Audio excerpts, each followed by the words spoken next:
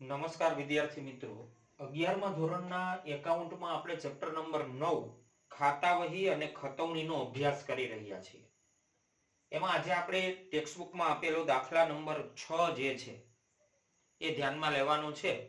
તો પહેલા આપણે એની આમનોંધ જે છે એ ધ્યાનમાં લેવાની છે. તો એક પછી એક વ્યવહાર જોતા જાય અને સાથે આમનોંધ એની લેતા જાય.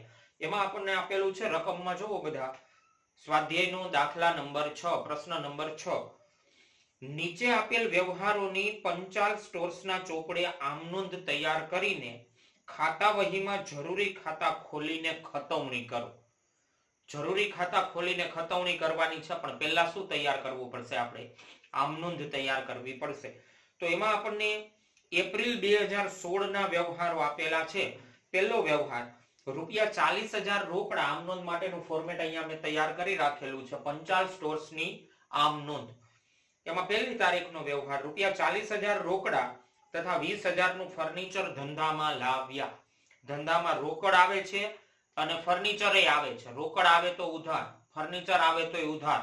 અને રોકડ અને ફર્નિચર આ બે ધંધાનો માલિક લાવે છે. ₹60,000 લાવે છે, કારણ કે 40,000 રોકડા લાવે છે અને 20,000 નું ફર્નિચર લાવે છે.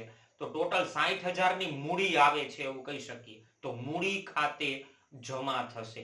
રોકડ ખાતે ઉધાર, ફર્નિચર ખાતે ઉધાર, તે મૂડી ખાતે જમા. એટલે પહેલી આમનોંધ આપણે લખશું તારીખ 1. રોકડ આવે છે એટલે રોકડ ખાતે ઉધાર 40,000. ફર્નિચર પણ આવે છે તો ફર્નિચર ખાતે ઉધાર, ફર્નિચર ખાતે ઉધાર 20,000 રૂપિયા. તે મૂડી ખાતે જમા, ધંધાનો માલિક લઈ આવે છે એટલા માટે મૂડી ખાતે જમા 60,000 રૂપિયા. રોકડ ખાતે ઉધાર, ફર્નિચર ખાતે ઉધાર, તે મૂડી ખાતે જમા 60,000 રૂપિયા. આ રીતે આપણે પહેલા વ્યવહારની આમનોંધ ધ્યાનમાં લેવાની હતી. ત્યાર પછી બીજો વ્યવહાર ₹36,000 નો માલ 10% વેપારી વટાવે ધવલ સ્ટોર્સને વેચ્યો. તે પેટે ધવલ સ્ટોર્સે ₹15,000 રોકડા ચૂકવ્યા. હવે ધવલ સ્ટોર્સને આપણે માલ કેટલો, આ વ્યવહાર જે છે એ જો વિદ્યાર્થી મિત્રો, વ્યવહારનો અમુક ભાગ રોકડ વ્યવહાર કહેવાય, કારણ કે 15,000 રોકડા ચૂકવે છે. બાકીની રકમ જે છે એ ભવિષ્યમાં આપણને મળશે. તો ઉધાર વ્યવહાર કહેવાય. એટલે રોકડ વ્યવહાર અને ઉધાર વ્યવહાર બંને સ્વરૂપો આ વ્યવહારની અંદર આવે છે. 36,000 નો માલ 10% વેપારી વટાવે વેચ્યો. ટોટલ માલ સામાન કેટલો કીધો આપણને? 36,000 નો. એમાંથી માઇનસ 10% વેપારી વટાવ, 10% એટલે 3600. તો બાકી કેટલા વધશે? 36,000 માઇનસ 3600. 36,000 માંથી 3600 બાદ કરીએ એટલે વધશે 32,400. આપણું વેચાણ કેટલાનું કહેવાય? 32,400 નું વેચાણ થયું કહેવાય. આ રકમ હવે વેપારી વટાવવાળી ધ્યાનમાં લેવાની છે નહીં. હવે જે વેચાણ આપણે કરેલું છે એમાંથી આપણને એવું કીધું છે કે ધવલ સ્ટોર્સે 15,000 રૂપિયા રોકડા ચૂકવ્યા. 32,400 માંથી 15,000 રૂપિયા આપણને રોકડા મળવાના છે. તો 32,400 માંથી 15,000 રૂપિયા આપણને મળી જાય તો 17,400 રૂપિયા જે છે એ ધવલ સ્ટોર્સ પાસે આપણે માંગીએ. તો એના માટે ધવલ સ્ટોર્સનું ખાતું. ટૂંકમાં આ વ્યવહારમાં 3 ખાતાઓ આવે. વેચાણ ટોટલ 32,400 નું, વેપારી વટાવ બાદ થઈ ગયા પછી 32,400 નું વેચાણ, એમાંથી 15,000 રોકડા મળે છે અને બાકીના ધવલ સ્ટોર્સ પાસે આપણે માંગીએ છીએ. વેચાણ ખાતે જમા જ થાય. રોકડ આવે છે, ઉધાર થશે. ધવલ સ્ટોર્સ લાભ લેનાર છે એટલા માટે પણ ઉધાર થશે. રોકડ આવે છે એટલે ઉધાર, ધવલ સ્ટોર્સ લાભ લેનાર છે એટલે ઉધાર, અને માલ સામાન જાય છે વેચાણ ખાતે જમા. તો આમનોંધ થશે રોકડ ખાતે ઉધાર 15,000. તારીખ 2 તારીખની આમનોંધ રોકડ ખાતે ઉધાર, રોકડ ખાતે ઉધાર 15,000. ધવલ સ્ટોર્સ ખાતે ઉધાર ધવલ સ્ટોર્સ ખાતે ઉધાર 17,400 રૂપિયા તે વેચાણ ખાતે જમા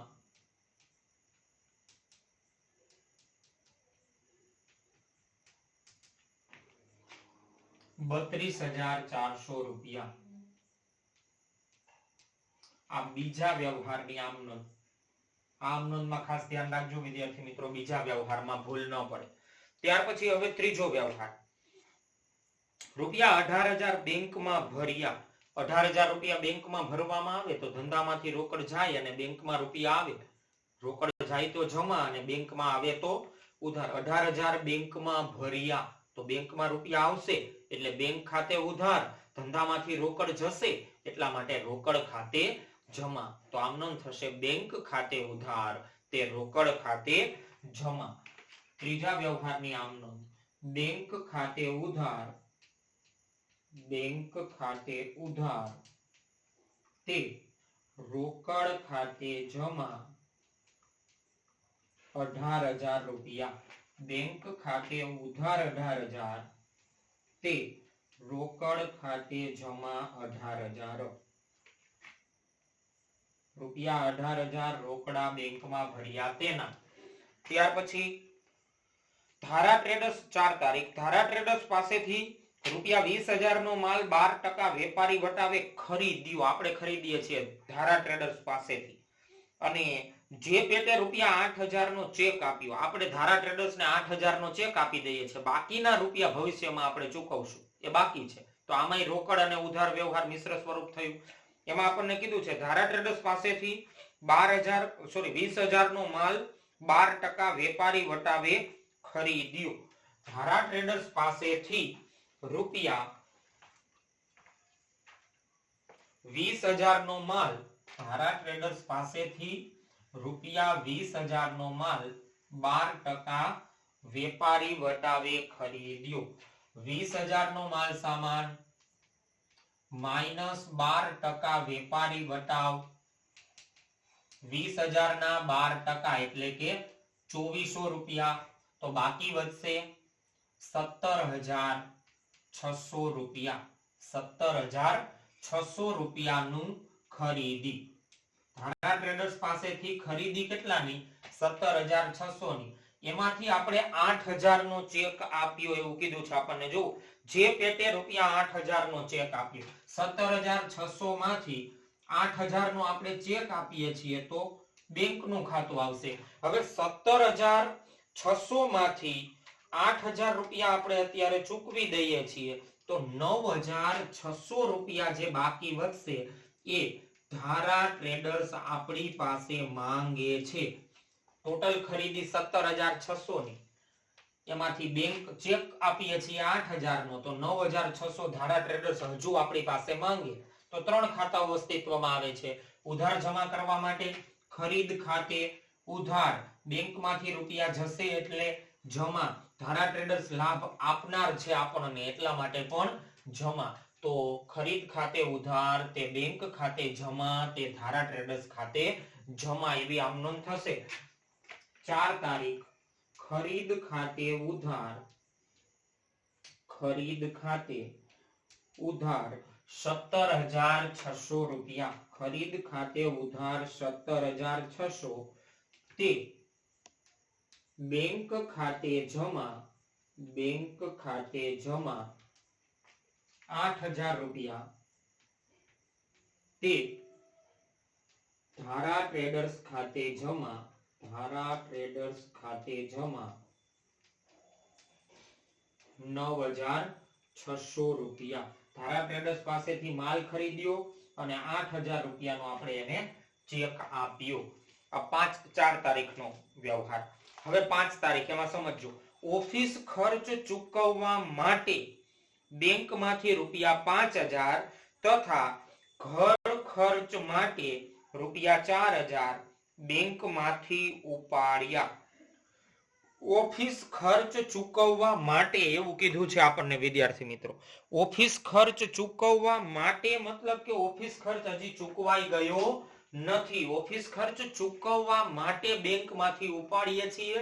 અને બીજું, ઓફિસ ખર્ચની સાથે સાથે ઘર ખર્ચ માટે પણ બેંકમાંથી ઉપાડીએ છીએ. ઓફિસ ખર્ચ માટે 5000 અને ઘર ખર્ચ માટે 4000 બેંકમાંથી ઉપાડ્યા, તો બેંકમાંથી તો ટોટલ 9000 રૂપિયા જશે. તો એના માટેની ગણતરી અને ખાતાઓ આ રીતે તૈયાર થશે. એમાં બેંકમાંથી ટોટલ કેટલા રૂપિયા ઉપડશે? 9000 રૂપિયા. 9000 રૂપિયા માટે બેંકનું ખાતું આવશે. એ 9000 રૂપિયામાં 5000 રૂપિયા ઓફિસ ખર્ચ માટે, ઓફિસ ખર્ચ ચૂકવાઈ નથી ગયો, ઓફિસ ખર્ચ માટે ઉપાડ્યા, મતલબ કે બેંકમાંથી ઉપડીને ઓફિસમાં ધંધામાં એટલા રૂપિયા આવશે. તો રોકડ આવે છે. આમાં રોકડ ખાતું આવશે. મોટાભાગના વિદ્યાર્થીઓ આ પ્રકારની આમ નોંધમાં ભૂલ કરતા હોય છે. ઓફિસ ખર્ચ માટે ઉપાડ્યા એમ કહેવામાં આવે તો ઓફિસ ખર્ચ ખાતે લખી નાખતા હોય છે, પણ ઓફિસ ખર્ચ ચૂકવાઈ નથી ગયો, ઓફિસ ખર્ચ માટે ઉપાડેલા છે, તો ધંધામાં રોકડ આવશે. એટલે 5000 રૂપિયા ઓફિસ ખર્ચ વાળા જે છે એમાં રોકડ ખાતું અસ્તિત્વમાં આવશે. અને 4000 રૂપિયા તો ઘર ખર્ચ માટે છે, તો એ ઘર ખર્ચ માટે લઈ જાય તો એને ઉપાડ સમજવામાં આવશે. તો 3 ખાતાઓ અસ્તિત્વમાં આવે: બેંકનું ખાતું, રોકડનું ખાતું અને ઉપાડનું ખાતું. ઉધાર જમા કરવા માટે બેંકમાંથી રૂપિયા જાય છે તો બેંક ખાતે જમા. ધંધામાં રોકડ આવે છે તો રોકડ ખાતે ઉધાર. અને ધંધાનો માલિક લાભ લેનાર છે, ઉપાડ ખાતે પણ ઉધાર. તો રોકડ ખાતે ઉધાર, ઉપાડ ખાતે ઉધાર, તે બેંક ખાતે જમા. એ પ્રકારની આમનોંધ થશે. પાંચમી આમનોંધ. પાંચમી આમનોંધ દર્શાવી આપણે: રોકડ ખાતે ઉધાર, રોકડ ખાતે ઉધાર 5000 રૂપિયા. બેંક ઉપાડ ખાતે ઉધાર 4000 રૂપિયા, તે બેંક ખાતે જમા. તે બેંક ખાતે જમા 9000 રૂપિયા. રોકડ ખાતે ઉધાર, ઉપાડ ખાતે ઉધાર, તે બેંક ખાતે જમા 9000 રૂપિયા. આ 5 તારીખના વ્યવહારની આમ નોંધ. ત્યાર પછી હવે 7 તારીખ. ઓફિસ ખર્ચ રૂપિયા 2200 ચૂકવ્યો. હવે જો 7 તારીખમાં કીધું આપણને 2200 રૂપિયા ઓફિસ ખર્ચ ના ચૂકવ્યા. હવે ઓફિસ ખર્ચ થયો કહેવાય. તો એક ખાતું ઓફિસ ખર્ચનું ખાતું, અને બીજું 2200 રૂપિયા ચૂકવ્યા તો રોકડ ધંધામાંથી જાય તો બીજું ખાતું આવશે રોકડ ખાતું. રોકડ જાય છે તો રોકડ ખાતે જમા, ઓફિસ ખર્ચ ખાતે ઉધાર. એટલે 7 તારીખની આમ નોંધ થશે: ઓફિસ ખર્ચ ખાતે ઉધાર 2200 રૂપિયા, તે રોકડ ખાતે જમા 2200 રૂપિયા. 7 તારીખની આમ નોંધ: ઓફિસ ખર્ચ ખાતે ઉધાર, ઓફિસ ખર્ચ ખાતે ઉધાર, તે રોકડ ધંધામાંથી જાય છે, રોકડ ખાતે જમા 2200 રૂપિયા. ઓફિસ ખર્ચ ખાતે ઉધાર, તે રોકડ ખાતે જમા 2200 રૂપિયા. ઓફિસ ખર્ચના 2200 રૂપિયા ચૂકવ્યા. આ તેની આમ નોંધ. 7 તારીખ પછી હવે 8 તારીખ. જયેશભાઈને રૂપિયા 4830 ના દેવા પેટે. જયેશભાઈને રૂપિયા 4830 ના દેવા પેટે રૂપિયા 4800 ચૂકતે હિસાબે રોકડા ચૂકવ્યા. હવે એમાં પણ સમજો વિદ્યાર્થી મિત્રો કઈ રીતે ખાતાઓ અસ્તિત્વમાં આવશે. જયેશભાઈ આપણી પાસે 4830 રૂપિયા ટોટલ માંગતા હશે. જો આપણને કીધું છે જયેશભાઈ ને રૂપિયા 4830 ના દેવા પેટે 4830 રૂપિયા જયેશભાઈ જે છે એ આપણી પાસે માંગે છે. આપણે જયેશભાઈને 4800 રૂપિયા રોકડા કીધા કે ચેક કીધું છે? રૂપિયા 4800 ચૂકતે હિસાબે રોકડા ચૂકવ્યા. 4800 રૂપિયા રોકડા ચૂકવ્યા. ઉપરના 30 રૂપિયા આપણે જયેશભાઈને ચૂકવતા નથી, કારણ કે જયેશભાઈ ટોટલ માંગે છે 4830, આપણે ચૂકવીએ છીએ 4800, તો 30 રૂપિયાને શું કહેવામાં આવશે? કસર કહેવામાં આવશે. ઉધાર જમા કરવાનું 3 ખાતાઓ અસ્તિત્વમાં આવે છે વિદ્યાર્થી મિત્રો: જયેશભાઈનું ખાતું, રોકડનું ખાતું અને કસરનું ખાતું. ઉધાર જમા કરવા માટે એકદમ સરળ છે વિદ્યાર્થી મિત્રો. જયેશભાઈ નું ખાતું નક્કી કરી લ્યો. જયેશભાઈ લાભ લેનાર હોય તો ઉધાર કરો, લાભ આપનાર હોય તો જમા કરો.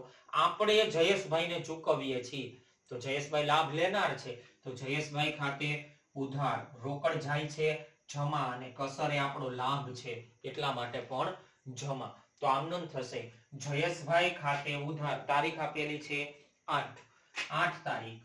જયેશભાઈ ખાતે ઉધાર, જયેશભાઈ ખાતે ઉધાર 4830 રૂપિયા, તે રોકડ ખાતે જમા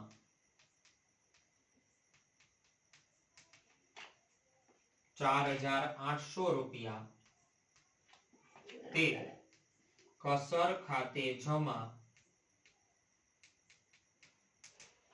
30 રૂપિયા. જયેશભાઈ ખાતે ઉધાર, તે રોકડ ખાતે જમા અને તે કસર ખાતે જમા. 8 તારીખની આ નોંધ.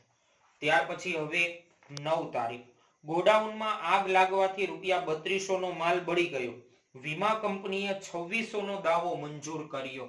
આ વ્યવહારમાં પણ આમનોંધમાં ઘણા બધા વિદ્યાર્થીઓ ભૂલ કરતા હોય છે, ખાસ સમજજો. આની આમનોંધ કઈ રીતે તૈયાર થશે. ગોડાઉનમાં આગ લાગવાથી રૂપિયા 3200 નો માલ બળી ગયો. 3200 રૂપિયાનો માલ સામાન આગમાં બળી જાય છે. તો આમનોંધ થી આપણે સમજતા આવીએ છીએ વિદ્યાર્થી મિત્રો કે આગથી ગયેલ માલ, અકસ્માતથી ગયેલ માલ, ચોરીથી ગયેલ માલ, અન્ય રીતે ગયેલ માલ સામાન માટે ખરીદ ખાતે જમા અસ્તિત્વમાં આવે છે. તો અહીંયા આગથી ગયેલ માલ કહેવાય તો ખરીદ ખાતું અસ્તિત્વમાં આવશે અને જમા થશે એ પણ ફાઇનલ, ખરીદ ખાતે જમા. તો ઉધાર ક્યાં ક્યાં ખાતાઓ થશે? તો કે 3200 રૂપિયાનો માલ સામાન બળી ગયો, એમાંથી 2600 રૂપિયા તો વીમા કંપની આપણને આપશે.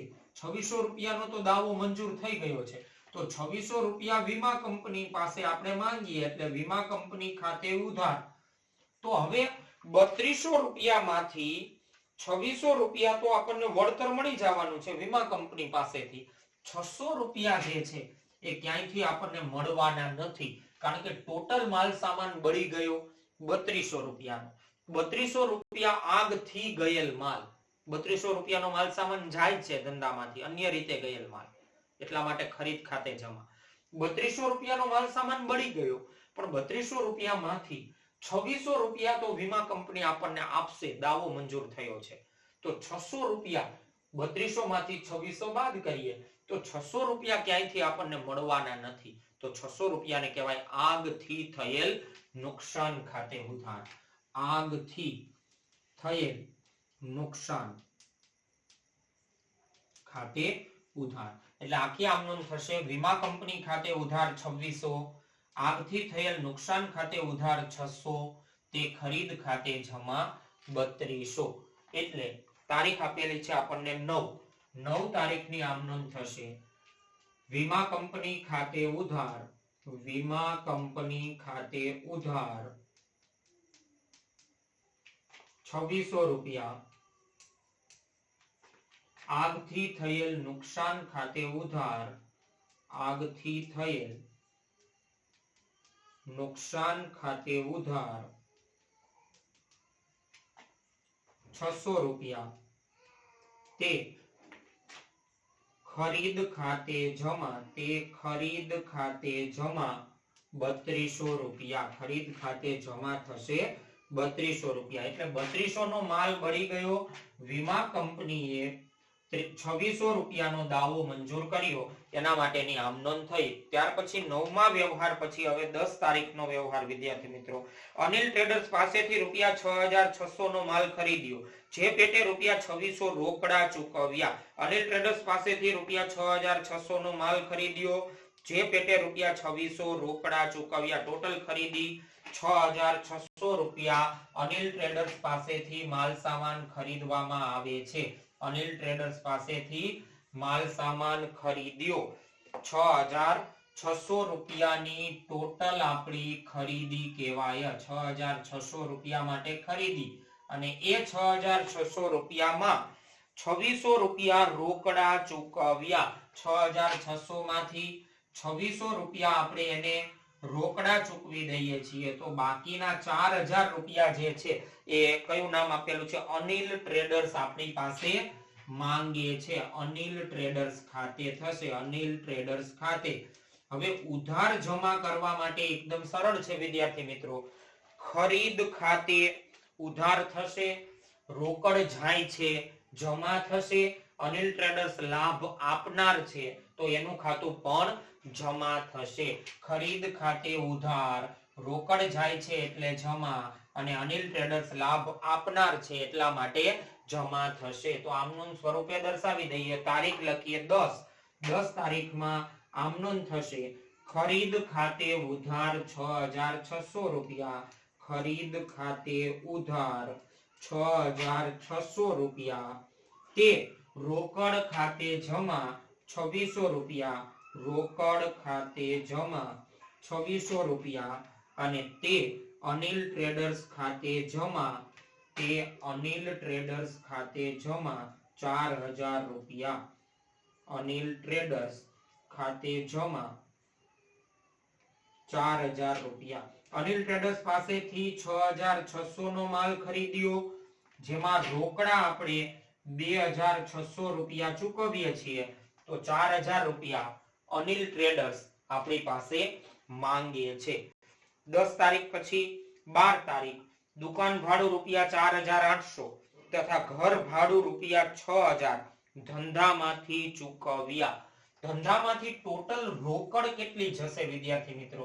તો કે 4800 રૂપિયા દુકાન ભાડાના ચૂકવ્યા અને 6000 રૂપિયા ઘર ભાડાના ચૂકવ્યા. 4800 દુકાન ભાડાના અને 6000 રૂપિયા ઘર ભાડાના, ટોટલ 10800 રૂપિયાની રોકડ ધંધામાંથી જાય છે. તો રોકડ ખાતે જમા થવું જોઈએ, પણ એ રોકડ બે જગ્યાએ જાય છે. 4800 રૂપિયા દુકાન ભાડું છે તો એના માટે તો દુકાન ભાડા ખાતે જ લખશું, પણ 6000 રૂપિયા ઘર ભાડું છે. હવે ઘર ભાડું એ તો ધંધાના માલિકનો અંગત ખર્ચ છે તો ઘર ભાડું ધંધામાંથી ન ચૂકવાવું જોઈએ. અને તેમ છતાંય જો ઘર ભાડું ધંધામાંથી ચૂકવાયેલું હોય તો એને ઉપાડ સમજવામાં આવે છે. તો આના માટે આપણે કયું ખાતું અસ્તિત્વમાં આવશે? ઉપાડ ખાતું અસ્તિત્વમાં આવશે. રોકડ જાય છે એટલે જમા, દુકાન ભાડું એ આપણો ખર્ચ છે એટલે ઉધાર, અને ધંધાનો માલિક લાભ લેનાર છે. ઉપાડ ખાતે હંમેશા ઉધાર. તો આખી આમનોંધ થશે. તારીખ 12 તારીખ આપેલી છે. 12 તારીખમાં દુકાન ભાડા ખાતે ઉધાર 4800 રૂપિયા. દુકાન ભાડા ખાતે ઉધાર, દુકાન ભાડા ખાતે ઉધાર 4800 રૂપિયા. ઉપાડ ખાતે ઉધાર, ઉપાડ ખાતે ઉધાર 6000 રૂપિયા. તે રોકડ ખાતે જમા, તે રોકડ ખાતે જમા 10800 રૂપિયા. રોકડ ખાતે જમા 10800 રૂપિયા. તો આ 12 તારીખના વ્યવહારની આમ નોંધ. આમાં પણ ખાસ વિદ્યાર્થી મિત્રો ભૂલ ન પડે ખાતાઓ અને ઉધાર જમા કરવામાં. અને ત્યાર પછી છેલ્લો વ્યવહાર હજુ એક આપેલો છે 13 તારીખનો. અનિલ ટ્રેડર્સ ને રૂપિયા 4000 ચેક થી ચૂકવ્યા. અનિલ ટ્રેડર્સ ને 4000 રૂપિયા આપણે ચેક થી ચૂકવીએ છીએ તો બેંકમાંથી રૂપિયા જશે તો બેંક ખાતે જમા, અને અનિલ ટ્રેડર્સ ને ચૂકવીએ છીએ તો અનિલ ટ્રેડર્સ લાભ લેનાર છે. અનિલ ટ્રેડર્સ ખાતે ઉધાર, તે બેંક ખાતે જમા. એવું 13 તારીખની આમનોંધ થશે. 13 તારીખની આમનોંધ થશે. અનિલ ટ્રેડર્સ ખાતે ઉધાર, અનિલ ટ્રેડર્સ ખાતે ઉધાર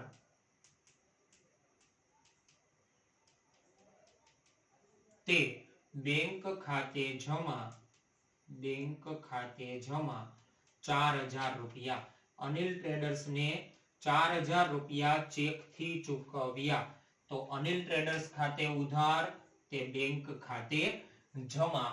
આ રીતે એની આમનોંધ થશે. તો વિદ્યાર્થી મિત્રો છઠ્ઠા દાખલામાં આપણને જેટલા વ્યવહારો આપેલા હતા એ બધા જ વ્યવહારોની આમનોંધ આપણે તૈયાર કરી નાખેલી છે. અહીંયા આપણો દાખલો પૂરો થતો નથી, દાખલાનું તો હજુ માત્ર અડધું કામ જ પૂરું થયું, આમનોંધ તૈયાર થઈ છે. હવે આ આમનોંધ ઉપરથી આપણે ખાતાઓ તૈયાર કરવાના છે અને પછી એમાં ખતવણી કરવાની છે. હવે કેટલા ખાતાઓ તૈયાર કરવા પડશે એ આપણે નક્કી કરી લઈએ. તો એક પછી એક ટીક માર્ક કરતા જાય, એક વખત આવી જાય તો બીજી વખત ટીક માર્ક કરશું નહીં. તો એક તો રોકડ ખાતું આપણે બનાવવું પડશે અને રોકડના વ્યવહારો વારંવાર આવે છે એટલે રોકડ ખાતું મોટું બનાવવું પડે. એક રોકડ ખાતું, પછી બીજું ફર્નિચરનું ખાતું, ત્રીજું મૂડી ખાતું, પછી રોકડ ખાતું આવી ગયું છે તો નહીં ટીક માર્ક કરીએ. ધવલ ટ્રેડર્સનું ખાતું, વેચાણ ખાતું, બેંકનું ખાતું, રોકડ ખાતું આવી ગયું છે. ખરીદ ખાતું, બેંકનું ખાતું આવી ગયું છે. ધારા ટ્રેડર્સનું ખાતું, રોકડ ખાતું આવી ગયું છે. ઉપાડ ખાતું, બેંકનું ખાતું પણ આવી ગયું છે. ત્યાર પછી ઓફિસ ખર્ચનું ખાતું, રોકડ ખાતું આવી ગયું. જયેશભાઈનું ખાતું, રોકડ ખાતું આવી ગયું છે. કસરનું ખાતું આવશે. વીમા કંપનીનું ખાતું આવશે. આગથી થયેલ નુકસાનનું ખાતું આવશે. ખરીદ ખાતું આવી ગયું છે અગાઉ. ત્યાર પછી ખરીદ ખાતું આવી ગયું છે. રોકડ ખાતું આવી ગયું છે. અનિલ ટ્રેડર્સનું ખાતું, ત્યાર પછી દુકાન ભાડાનું ખાતું, ઉપાડ ખાતું અગાઉ આવી ગયું છે. રોકડ ખાતું ટીક માર્ક થઈ ગયું છે. અનિલ ટ્રેડર્સનું ખાતું પણ અગાઉ આપણે ટીક માર્ક કરી નાખેલું છે. બેંકનું ખાતું ટીક માર્ક થઈ ગયું છે. તો આ દાખલામાં વિદ્યાર્થી મિત્રો 1 2 3 4 5 6 7 8 9 10 11 12 13 14 15 અને 16 ખાતાઓ જે છે એ આપણે તૈયાર કરવાના થશે. તો 16 ખાતાઓ તૈયાર કરીને વિદ્યાર્થી મિત્રો તમારે આની ખતવણી કરવાની છે અને ખતવણી કરતા હવે તમને આવડે છે, અગાઉ આપણે દાખલાઓ જોયેલા છે. તો આ દાખલાની આમનોંધ અહીંયા મેં તૈયાર કરી દીધેલી છે. તો એ આમનોંધ ઉપરથી ખાતાઓ તૈયાર કરીને એની ખતવણી તમારે હોમવર્કમાં કરવાની છે અને ફેરબુકમાં પણ નોંધી લેવાની છે. ઉધારની સામે વિગતમાં જમા ખાતું આવે, જમાની સામે વિગતમાં ઉધાર ખાતું આવે. એ અગાઉના લેક્ચર્સમાં આપણે જે પ્રમાણે ખતવણી સમજેલા છીએ એ જ પ્રમાણે તમારે આની ખતવણી કરવાની છે. તો હોમવર્કમાં તૈયાર કરી લેજો ખતવણી અને ફેરબુકમાં પણ નોંધી લેજો. આવતા વિડિયો લેક્ચરમાં નવા દાખલાની સાથે, નવા મુદ્દાની સાથે ફરીથી મળશું.